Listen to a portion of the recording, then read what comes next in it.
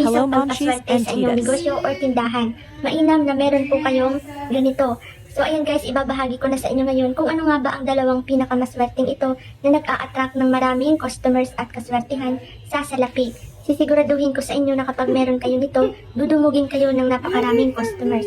So ayan, uunahin po natin itong asin. Kapag meron po kayong asin sa inyong tindahan, ilalagay nyo ito malapit sa inyong kahera or cashier para maka-attract ng maraming customers.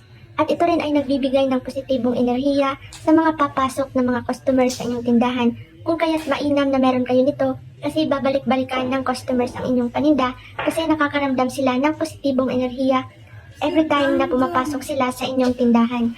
At ang asin din po ay nagtataboy ito ng mga negative energy or mga negative na mangyayari sa inyong tindahan or bad luck.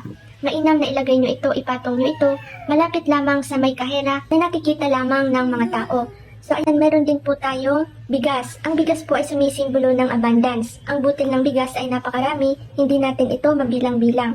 Mas mainam na ipagtabi nyo itong dalawa, gamit lamang itong buteng garapon. Kaya kapag pinagsama nyo itong dalawa guys, talagang powerful itong dalawa pagdating sa business. So ayun, ang kailangan nyo lang dito ay babasagin na garapon. Hindi po kayo gagamit ng mga plastic na garapon para po ito ay mag-akit ng kaswertehan. Kasi po kapag babasagin, ibig sabihin ay magtatagal po yung nilagay nyong asin at bigas. So ayan, stay nyo lang po ito sa inyong tindahan sa loob ng 1 to 2 years. Magugulat po kayo kasi marami po ang hatak ng kaswertehan at kasaganahan pagdating sa business.